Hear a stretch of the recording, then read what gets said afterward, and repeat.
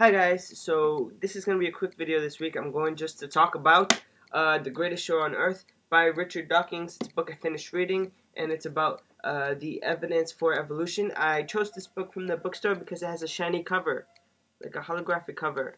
I'm joking. Richard Dawkins is one of my favorite authors. He was a biologist at Oxford. He's retired now from his official professorial position, but he still goes out and does a lot of talks and things like that about humanism and atheism and biology and science, which are awesome. This book is just about evolution, though. As many of you know, I was a student of biology while I was at the University of Vermont. I got a Bachelor's of Science in Biological Sciences, and evolution was one of the most interesting topics. A lot of books like this are many times just words, but I really like this book because they have pictures. They have a lot of examples about what they talk about in picture form. So there's a few pages of pictures, and I think that really adds to this book.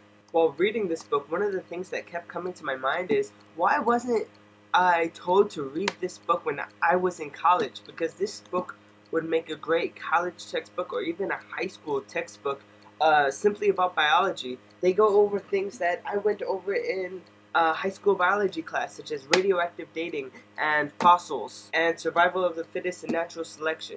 They go over DNA and homologous structures. They go over the evidence for how old the Earth is. And it goes over many other types of evolution other than natural selection. Because a lot of times people talk about evolution by natural selection, evolution by natural selection. They never talk about evolution by other means. Some other means, for example, which are very powerful, would be artificial or man-made selection. If you think about it, all domesticated dogs started off as an ancestral wolf-like dog.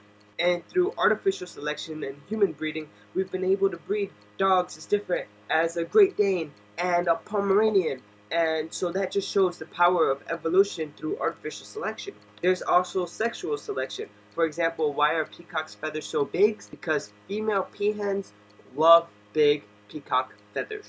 Also, a lot of people have beefs with evolution. Like, they can't believe that even if there was one ancestral cell, that multicellular organisms can come about from one ancestral cell. And it's kind of funny because if you think about it, the same thing happens in pregnant women. They have this one cell and it turns into a multicellular organism. So that's just an example of how it could happen in 9 months. Think about over millions and millions of years in evolutionary time. The book talks about major migrations of animals and the separation of the continents and even the tree of life. They have two really cool diagrams which I really wanted to show you. This is a tree of life with species all around. They mark off where the people would be. You are here. And you have like the major classes of living organisms: animals, plants, protists, bacteria, archaea, and fungi.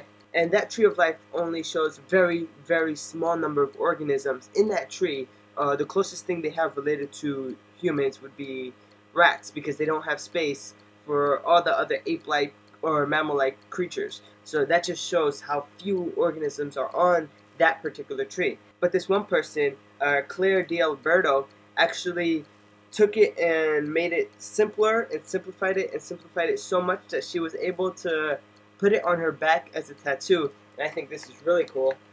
It's a tattoo of the tree of life on her back.